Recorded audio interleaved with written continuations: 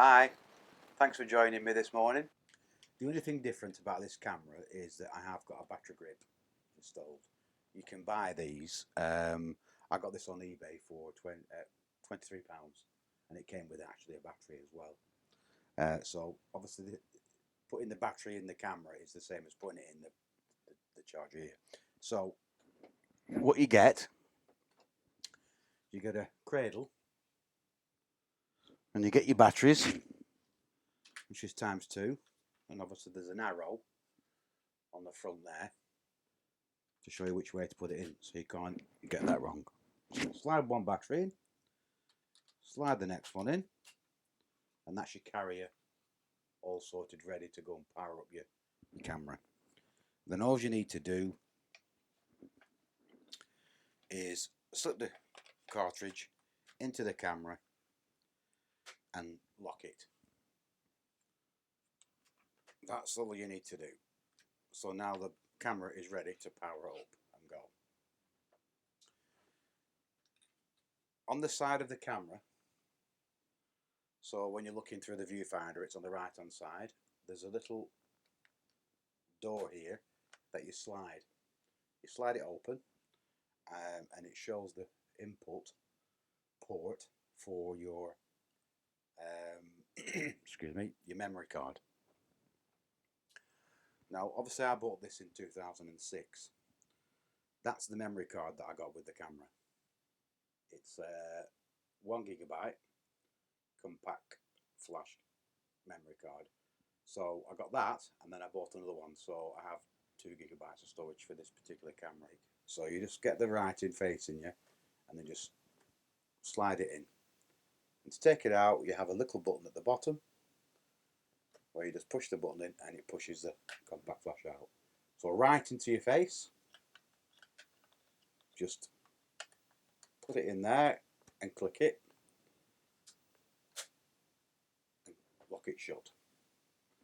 So we've got the battery ready, we've got the memory card ready. The only thing you need to do now is obviously put a lens on. Now for this purpose, doesn't matter which lens, it's only a test, but I'll be using the nifty 50 that goes on.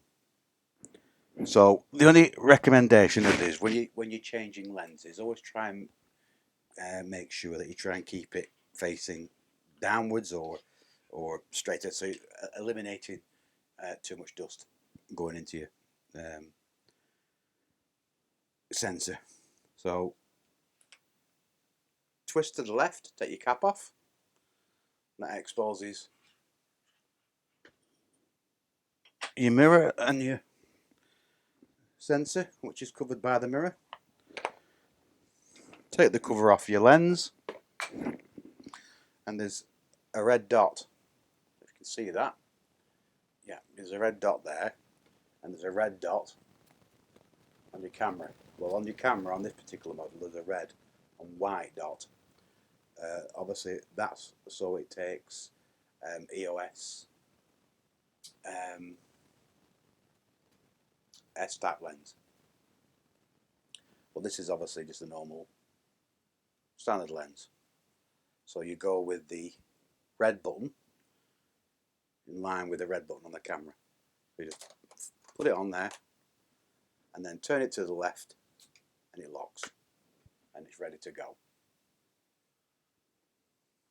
And then take the lens cap off. So really it is simple as that. So that's the basic function to get your camera up and running, to get it started. Now on top, as you can see, there's a wheel here and there's a switch off and on. So all you need to do is switch the switch on, the green light illuminates to say that you've got power. And then on the back you have your display. So we'll dig into that shortly. So we'll move on to the next step, and I'll go through the wheel first, because obviously that's the bit that you need to know to which program you're going to be using.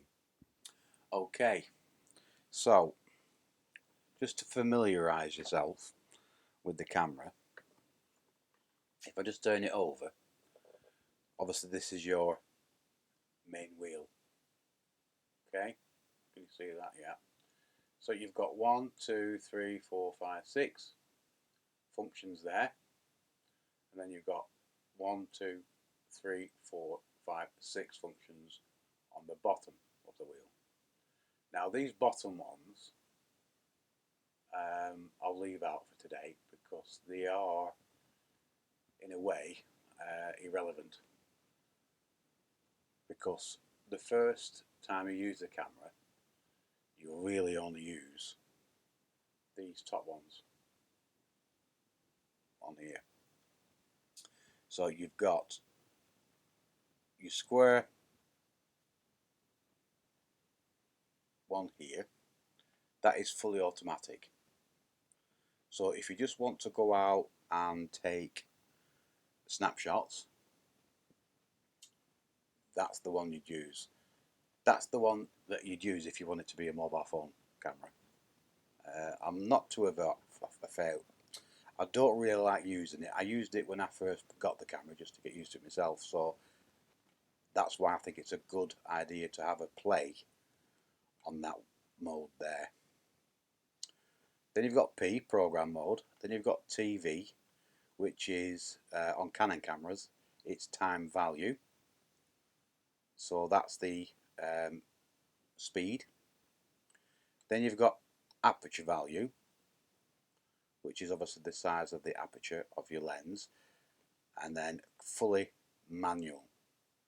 So on fully manual, you will control everything that the camera does. On the AV, you control everything apart from the aperture. The camera will set the aperture for you.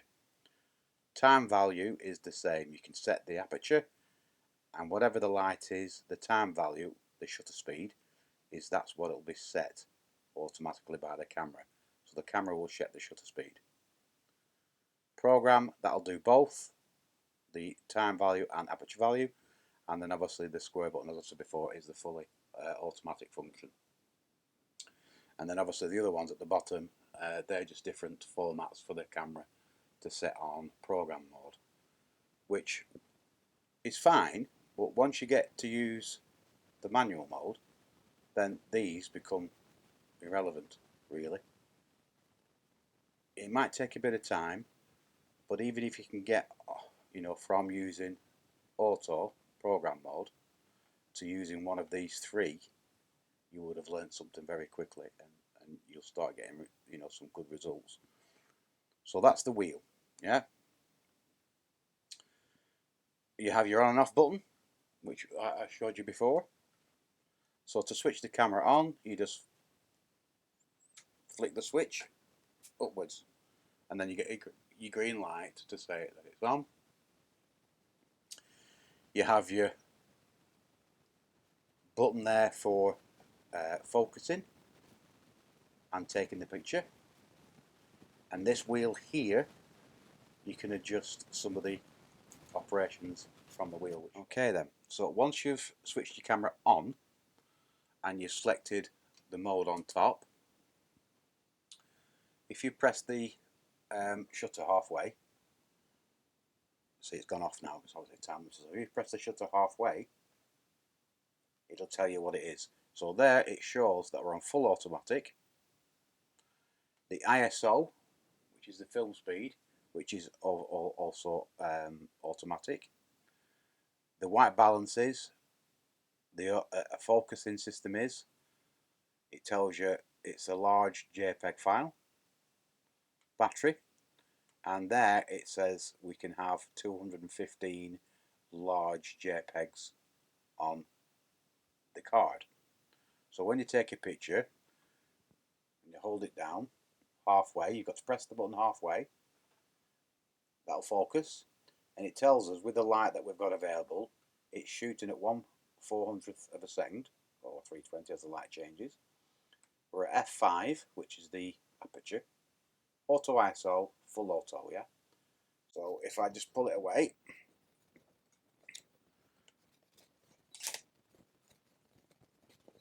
take a picture,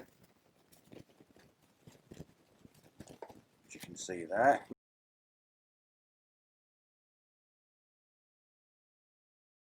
Now people have asked, sent me messages, and thanks for that, by the way. How do you review a picture? Because obviously this camera doesn't have live view, like obviously the one I'm recording on has live view. I can see what we're recording immediately, yeah? But obviously on these older cameras, you can't do that. So once you've taken the picture, yes, it comes up. You can set the time in the memory for how long that stays up. Well, obviously I've set it as the maximum I can. That's why it's going off. But to review a picture, you just need to press the play button, which is there. So if you press the play button, there you go, it shows the picture that you've just taken. And if you want to see if it's in focus, then you've got these two buttons here that you can zoom in. So if you press the plus, it'll zoom, yeah? To move it down, you move your arrow down on the camera, or up on the camera, left, right, yeah? So you can see whether you're in focus or not. Keep going, it'll keep going, keep going, keep going, keep going. And to be fair, as that was just a quick shot, that's pretty much in focus, yeah? And then to move out, just move it out and watch that little square, and it comes up there. So obviously the more you take, it'll have more pictures in there.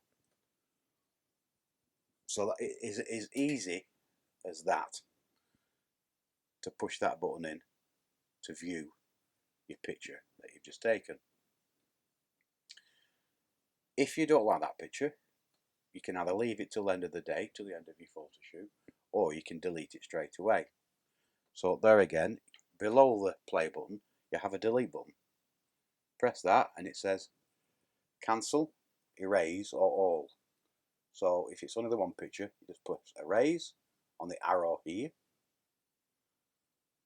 press the center button, and there we go, it's deleted that image. Obviously the memory card's clear now. So once you've, like I said, just to reiterate, press the button halfway down. This tells us that we're on full auto mode. So if the light's not very good and it needs extra light, the flash will automatically come on, which it did. You don't need to worry about the ISO, you don't need to worry about the white balance, you don't need to worry about the focusing side. All you need to do is press the button halfway down for the camera to focus, and then immediately take the picture. And you started. And then we've gone through to review the picture by looking at the play button and zooming in with the arrows on the side there. And if you don't like the picture, press delete, use the arrows to select which one you want, and press the center button. Now if you want, I'll go through that again. So we'll take a picture.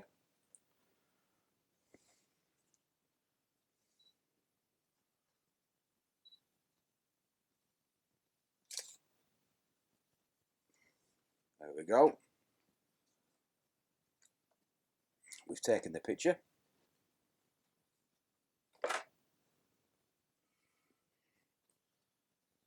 Zoom in.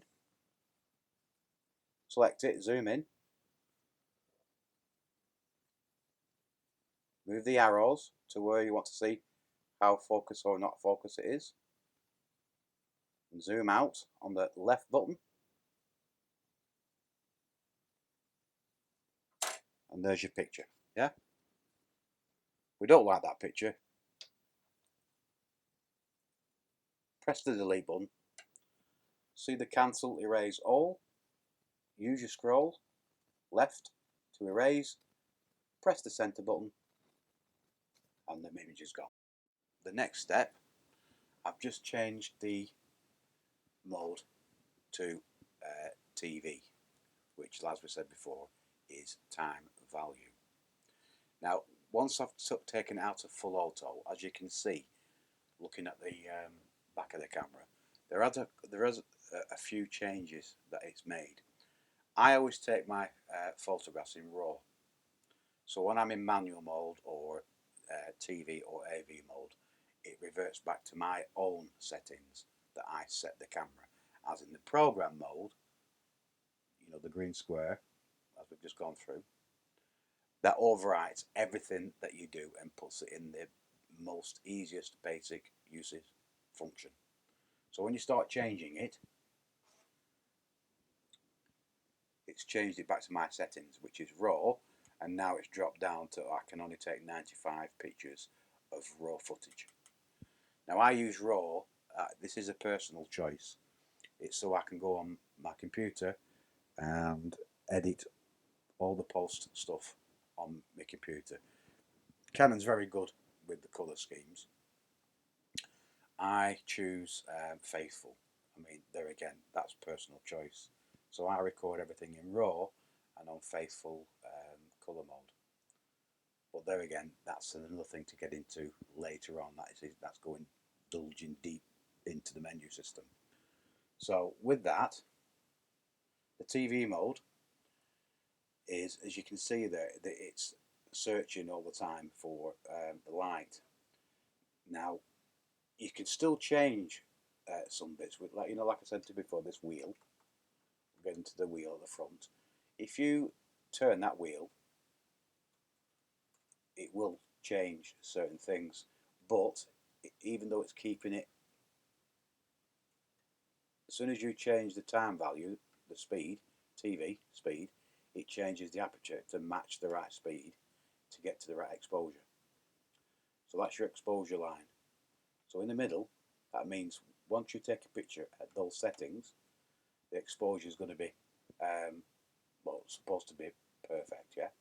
So if you keep, even in this mode, you change this wheel, you can change the speed. And if you use the rule of thumb where if you've got a 50 millimeter lens, then you should be really shooting minimum at 100 of a second. And doing that, it's giving us an aperture of f4.5. We're at 100th speed, and the exposure, that's the word I'm looking for, the exposure is in the middle, which is perfect. And obviously the ISO is set at 200. So if the ISO was set higher for a bit lower light, then these would be different. That would be probably lower. So if I reduced the ISO to 100, that would probably be at 50, something like that, which you don't really want. And everything else is as it should be. So that's the TV mode. If we then go on to the aperture value, you can see TV is the time value, so you can still only control that and forget about everything else. But once you go on to the aperture value, this allows you, when you move the wheel, it changes the f-stop. So press the button halfway. At 5, it's only 80. Yeah. So if I go up, that's going to go up. If you go down, that's going to give us more of a better speed. So that's obviously acceptable. That's acceptable, and we're at f4. So aperture value allows you to alter the aperture, as you can see, and everything else is set. And the TV, which is the time value, allows you to alter the shutter speed and alters everything automatically. So these two programs are a great way of learning quickly and learning what the outcome is when you start just turning, let's take a picture at 200 with the aperture at 2.8, or you turn it down a bit, it'll open the aperture, close the aperture a bit more, which should making the time value longer. And just take snapshots and then just look at your pictures and pick the best. So it's always good to take a few pictures of the same thing, and then you can and move in between AV and TV, and then pick, you know, the best picture out of it.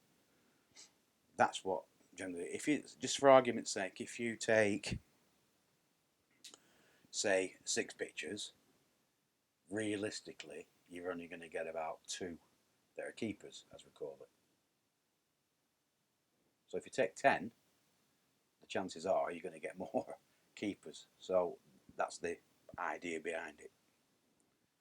Okay, next we'll go on to manual. I've switched it over now to the manual mode.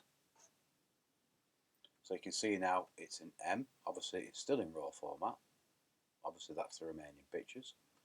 You've got your ISO, you've got your aperture value, and you've got your time value. Now all this is now controlled by you. So everything that you'll do is you. So with no program modes, it's all manual, if that makes sense to you. So if I press the shutter halfway down to focus, it'll tell us what the aperture is and what the speeds are. Well, that's underexposed, yeah? Press it again. You can see it's underexposed. If I turn that wheel and keep going, that takes it to the middle. We're now at 1/400th, which is acceptable. We're at f2, and we're still at ISO 200. Yeah. So if I want to change the f-stop, there's a button here called aperture value, which is that, yeah, which is the top button there. So if you press that in with your thumb and move the wheel, that allows you now to change the aperture. So if you want to close it up, open it up, go down, whichever. Because obviously every camera has a sweet spot. So if you're outside, that's usually anywhere between 5.6 and f32. So usually, you know, as a point of starting, f5 is usually the one outside. So if I press that now, that tells me that it's way underexposed. So for it to change that, I'd have to take it to, there we go, 1/50th of a second. But that's inside. If we're outside, it'd probably drop to I don't know, 100, 125. So in manual mode, you can control everything. Yeah? Now the ISO side, I'll go into the menu in a minute and show you how to adjust that. So just to reiterate on what we've done, to get your values, you press your button in halfway, the camera focuses, and it tells you your settings. If you want to change the shutter speed, then just move your wheel up or down. Obviously that's really slow, that's overexposing. Keep clicking the wheel, and that gives you the appropriate exposure at them speeds. I hope I'm making sense here, because like I say, it can be quite complicated. So that just gives you your speed. So your speed is your shutter speed. 1/50th of a second, 1/40th, 1/60th. Keep going, keep going, keep going, yeah? I think this goes up to 4,000, yeah. So if I took a picture of that, 4,000 at f6 in here, at that, I mean, it's way, way, way underexposed, yeah, because the shutter is too quick, so it's not letting the light in. So even if I push the button in for aperture value and turn it down to the widest opening on this lens, which is 1.8, and try it, I'm still way underexposed. So to get that to work, keep moving it down. There you go, can you see?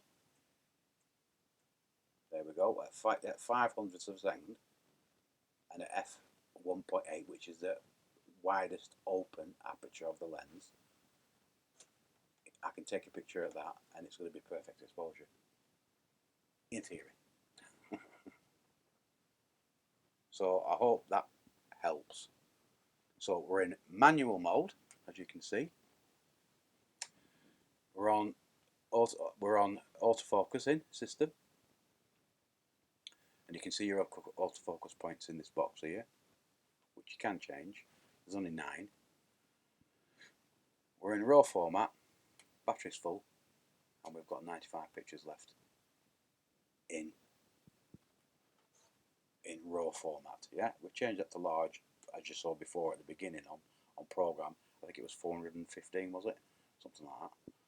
And obviously that's your flash photography, and obviously the mode for your servo. But like I said, that's getting a bit deeper into the camera, and that's pretty much it.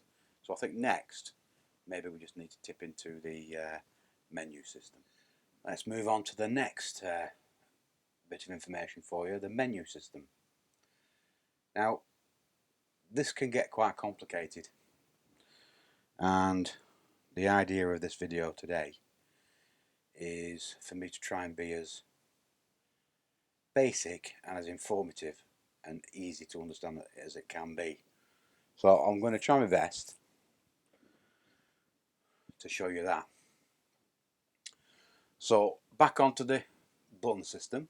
We know we've got all these buttons here, etc. There's pointless me going through some of them. And on the right hand side, but as you can see here, you have a menu button, and that button there allows you to enter the camera's system. So all we need to do is press the menu button, and it comes up with menus.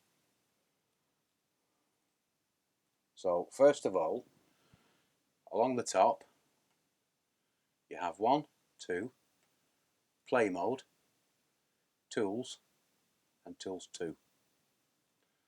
So on the first one you've got your quality. As I said, I use RAW, so to change that you can just enter on the button in the middle, enter that, and it shows you there what you can select. So you can actually set it to do RAW only, RAW plus JPEG, small, medium and large. So as you can see, the quality on RAW is the size is 3888 by 2592. So the quality of that in pixel wise is still good enough for HD. If you want to go onto a website and check, what quality is needed for HD, then obviously, feel free to do that. Obviously, the camera I'm recording on, because it's the latest one, the file size of them is 4000 by 3, I think. I can't remember what it is now. But obviously, this is a more modern camera that I'm recording on. But for this one, for this purpose, we've got the menu system on that.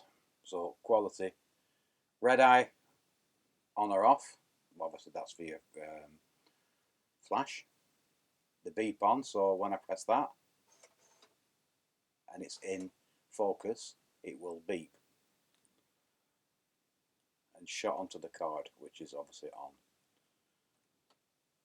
So go back up and system 2. This is where it gets complicated, and I don't think I should touch anywhere near this. I would let the camera sort this out while you're learning. This is obviously your bracketing for your overexposure and underexposure. Same for the flash. All these really, I wouldn't touch. The only thing that I would touch is your picture style on this particular page. Yeah. So to enter it, just obviously press the button, go down, and use your picture style. Like I said at the beginning of the video, I use Faithful because Canon are very good with colours. But you can change it, and you can change it for whatever you want to use the camera for on that day. So if you're taking pictures of landscape, you can use the landscape mode, and that will set the colour style for landscape. So it'll make the greens a bit more nicer, the blue's a bit more nicer in the sky, etc, etc. Your portrait mode, that will allow you softer values. So you can see on the landscape, it's giving its values of 4. That's to do with the colour schemes. Portrait is 2, that's a bit softer, and standard. So they're all your defined stuff. So you can always use standard. That's a good starting point. But for me, like I say, I always take my pictures in faithful. That's because I just like it that way. I just think it gives good natural colours, which obviously we all like. But that's, it's a thing that you try yourself. So that's your picture style. So on that particular menu system, on the 2, I wouldn't worry about any of these. The only thing I'd worry about is your style, yeah. And obviously I've got user define, which I don't want. So I want faithful and press the button to select. So it's selected faithful. So disregard all them for now, and then back up to the top. Your blue one is all about the playback, really. It's got a little play button. So you can protect your pictures so you can't delete them by accident. You can rotate them. Print order if you want to print direct from the card. Transfer order, autoplay, review time on hold. I put that on hold just for this purpose. On your review time, it tells you how long the picture will stay on the screen for. So you can have it hold 8 seconds, 4 seconds, 2 seconds, or completely off. So once you're taking the picture, it'll hold it until you turn it off. Okay? But there again, on this system, I wouldn't worry about any of this really at all. Maybe your review time, it's not that important.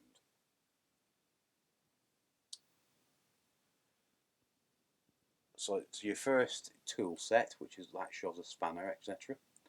You've got your auto power, that's 30 seconds. So if you want your power to be different, then if I select that by pressing the selection button and scroll it down and put it onto off, that now it won't auto power off. I mean, it's a good idea to have it set to some value, because obviously while you're walking around with your camera on your neck and you've left it switched on and you forgot to turn it off, then obviously the power will and you will have a battery problem. So I've only got it on off for the purpose of this video, but while you're out on scene, if you will, always set it to a value of maybe 2 minutes, 4 minutes, whatever you choose, and it will obviously save your battery power. So there we go, that's that one. Press menu again. So we're back onto that. Auto rotate will always have that on. So if you do take a picture in portrait mode or landscape mode, it is what it is. Brightness, once you've set that, you leave it. The LCD auto off, enable. So there again, for your LCD, just like that, scroll down and you can enable it or disable it. So obviously I enable it so it stays on. Date and time, file numbering, there again, that's continuous. I wouldn't touch that unless you want to do something different. Well, I don't know why you would, but leave it on continuous. And format, so obviously that's just once you've taken these pictures and you've downloaded them to your computer, and obviously you want to format your disk, so you press format, tells you what's used, so you just click OK and press the enter button, and there you get it, formats your card. Always format your card.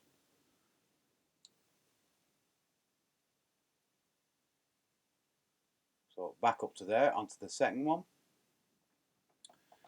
Obviously language, for me here it's English. The video system is set for PAL, which is the European or England function. If you're in America,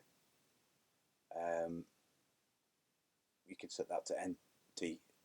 That's the American side, yeah. But obviously we're in England here. Custom functions. I don't think I'll dig into that. That can be quite complicated. The custom functions is you can set certain functions that you want to store, and all you need to do is select the custom function that you've set and use that for taking photographs. That's another issue. That's digging too deep, I think. Clear settings. So obviously, if you buy a second-hand camera, the first thing that I would do is switch it on, go straight to menu 2, go to clear settings, click on clear settings, and you've got the option to clear all camera settings, clear all custom functions. Because basically somebody could have set the camera to what they want, and when you come to use it, you don't understand why a button is not doing what it should. So it's basically just setting the camera back to its factory settings, basically. So I would clear all them on both, on the camera settings and custom functions. Because if you come to your camera and somebody could have set it to back focusing, yeah.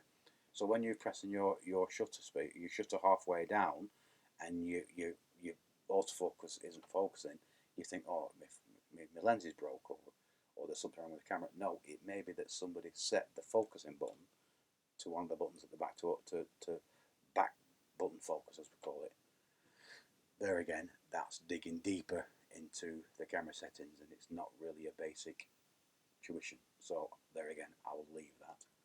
So cancel that. Sensor cleaning, always have that on auto. All that does really is when you switch your camera off, it does a sensor cleaning. And the manual cleaning is when you want to clean the sensor yourself. There again, that's a separate video to clean your sensor. And there again, the firmware version of this at the moment is 1.0.4. I think I've been on the website, but there isn't another update for the firmware. Because it's an old camera now, they don't tend to release any more firmware for it. But there is older versions of this. I think this is the latest, most up-to-date version. Well, it was last time I looked. So there again, not a thing you should touch. And basically, that's pretty much it on the menu side of it. So if we go back, your first one's your quality. I'm in RAW, but if you don't want it on RAW, you can select. Let's just change it. So that if you go onto small, that gives you that size, medium, and large. Yeah, that goes back up. Same with the other one, large, medium, small. And obviously that's large for the JPEG, yeah? So that's JPEG and RAW. And RAW only. So if you want JPEG and RAW, you can have both. Or if you just go up to large, that's just JPEG. But there again, you can see the size, the pixels is nearly 4,000 by nearly 2,600. This really, pixel-wise, is for size of print, I would say. Now that's where people are getting mixed up with, or if my camera's got 30 megapixels, it's going to be much better than a 10 megapixel. Well, yeah, the picture quality will be better at a higher resolution, but all it means is that you can print a bigger picture. That's the only difference. If you read anywhere on the internet about pixels and what the actual explanation of it is that the higher resolution you've got, the higher pixel rate you've got, doesn't mean to say you're going to get a better photograph, because the photograph is going to be taken by you. So you're the one that composes it, you're the one that sets the ISO, you're the one that sets the speed, etc, etc, etc. So you're in control of what the camera takes, no matter whether it's got 30 million pixels or it's got 10. Or as for my D1, I've got a D1 camera here that's, you know, when it was new, it was £5,000. It's only 8.4 megapixels, but it's no worse a picture than me M50 that I'm recording on now. On the quality side, the only thing that my M50 will do is print the image larger because of the more pixels. It's not saying that it's going to give me a better picture quality. It's not. 8.4 against, you know, 20-30 megapixels. Yes, you will find a little bit of technology that's better in the newer cameras. It does allow you to use higher ISOs in lower light, as with the old camera. I mean, for mine, for this D1, you know, the £5,000 camera, anything over 800 ISO, it gets very grainy. With the M50, it doesn't.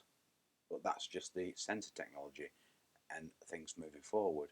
But for the quality of the pixels, like we say here, you know, that will still print out, you know, a decent sized picture and still be sharp.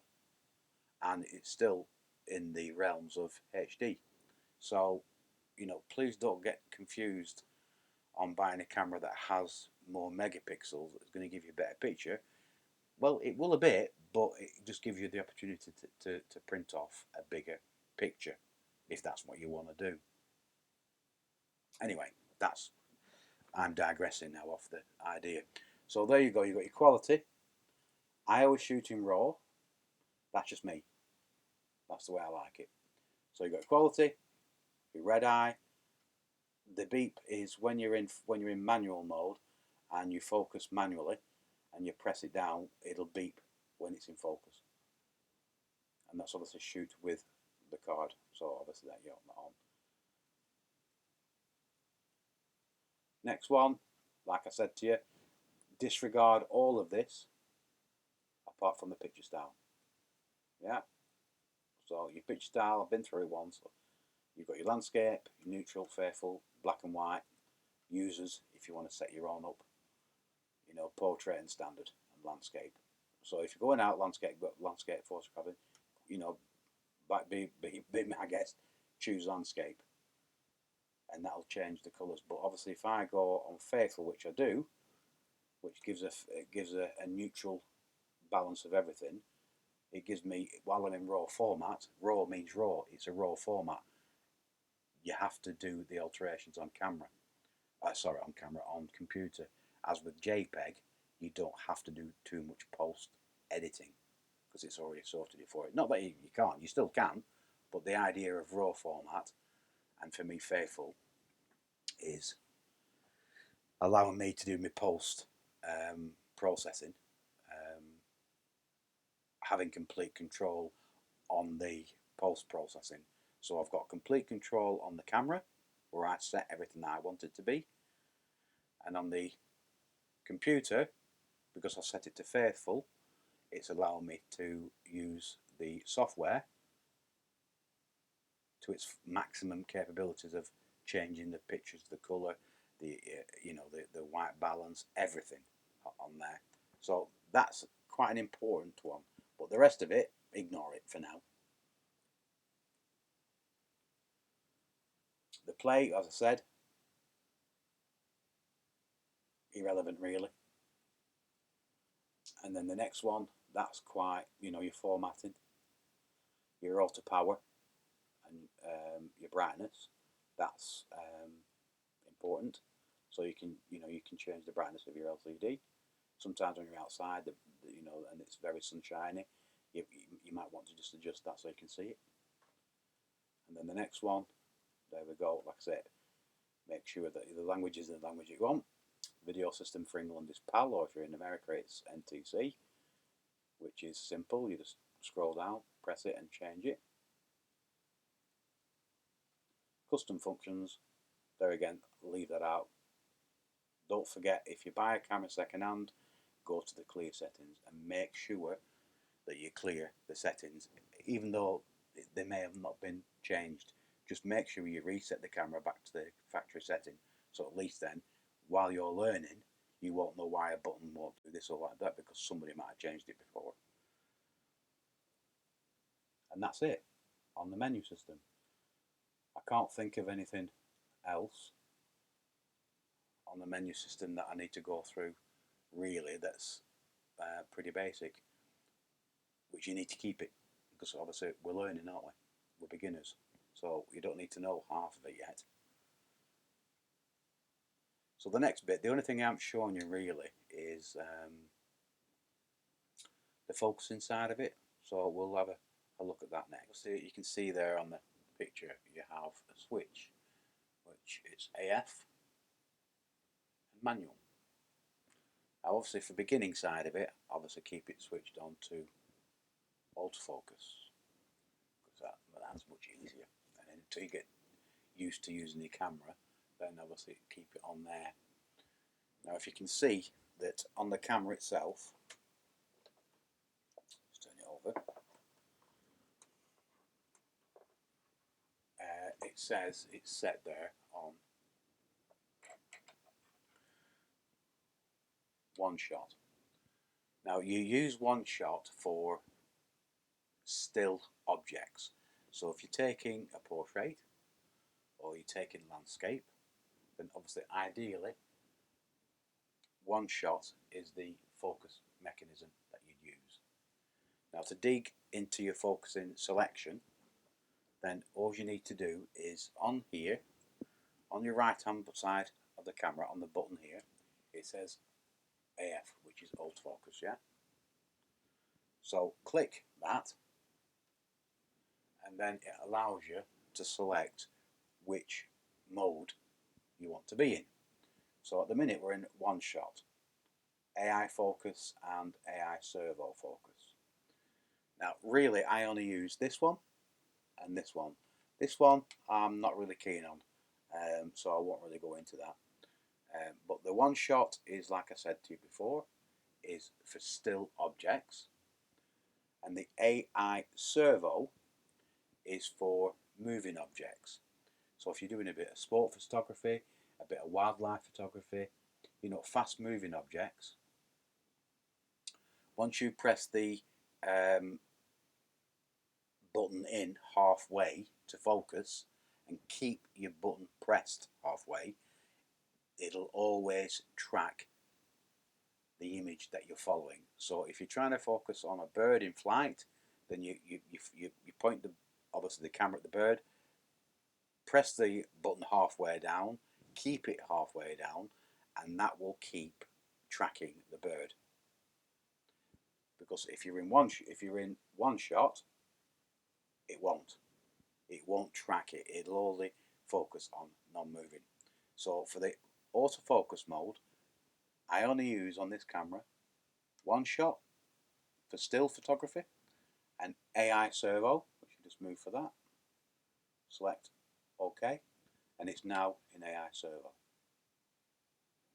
So it'll always track. That's basically how it works. So your button on there, on your left hand side, press it, it gives you that. Okay? One shot. The top button is the ISO, which is set here, yeah? So once you're in manual mode, you click the top button and it allows you to select your ISO. Okay? Go across, 1600 is the maximum on this camera. Always try and work within, 200 and 100. It gives you, less noise on your picture. Like I said to you before, 800 on the other camera, I started getting a bit grainy. Obviously, it will get grainy. So, outside, try and stick to 100, 200, 400. Go higher if you need to, if the light's not so good. But, you'll see the results from that anyway. But try and keep it within them. Obviously, inside, it might be, you've no option but to use a higher ISO.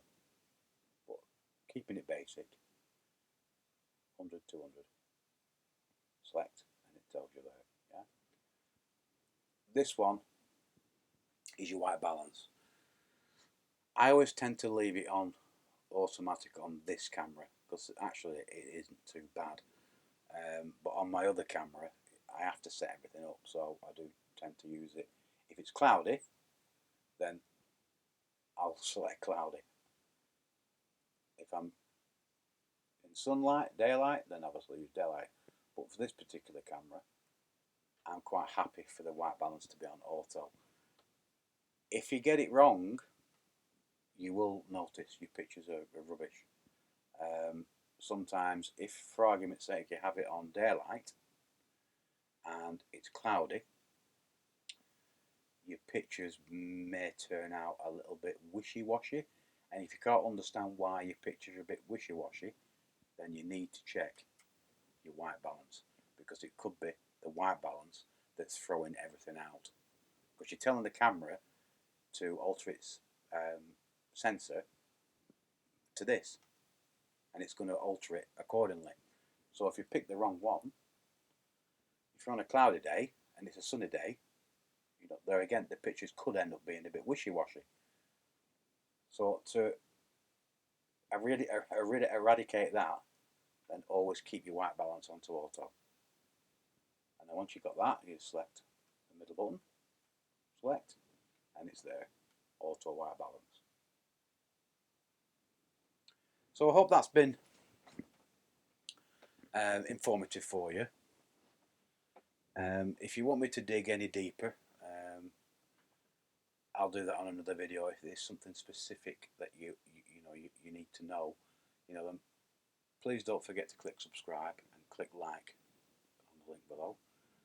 And hopefully this has been helpful for us that are just learning to use a DSLR camera. See you next time.